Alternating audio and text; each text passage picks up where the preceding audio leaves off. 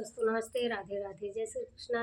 मैं Shashi Tiwari audio official YouTube channel पर सबके बीच एक सोहर गीत लाई हूँ। जैसा होगा आप लोग ज़्यादा से ज़्यादा सपोर्ट कीजिए।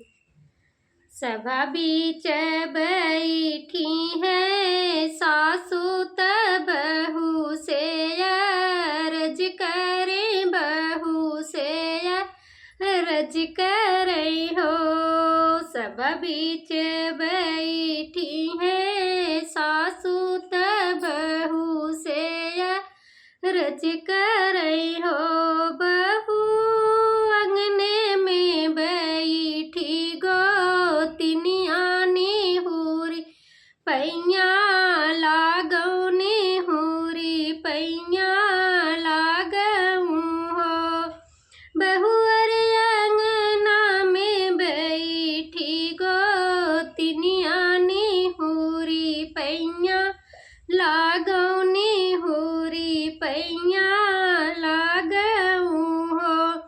एक तो मोरी भारी बाचो नरिया, दूसरे लंबा घूंघट, दूसरे लंबा घूंघट हो।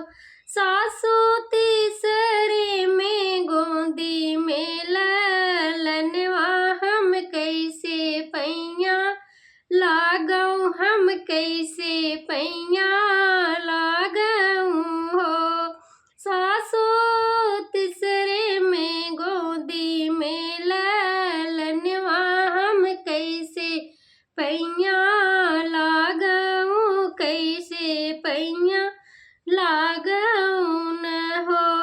छोड़ दे तू भारी चुनरिया ऊपर करा घूंघट, ऊपर करा घूंघट हो। बहू अर ललना ओरालौ पलंग, बहू अर ललना ओलारौ पलनवा, निहुरी पैया लागौ, निहुरी पैया लागौ हो। बहू अर ललना ओलारौ पलनवा, निहुरी पैया लागौ, निहुरी पैया लागौ हो। एक तो मैं धन से धन, तिंत पूत से पुत, वौ तिंत पूत से पुत वौतिनी हो।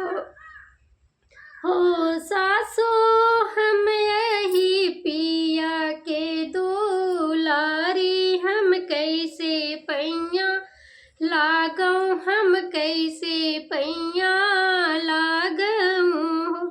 सासू हम यही पिया के दुलारी, हम कैसे पैया लागौ, हम कैसे पैया लागौ हो।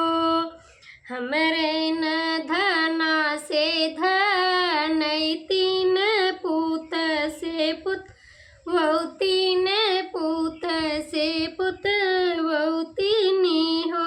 बहू अर हमरे नी बेटा की दुलारी, निहुरी पैया लागौ, निहुरी पैया लागौ हो।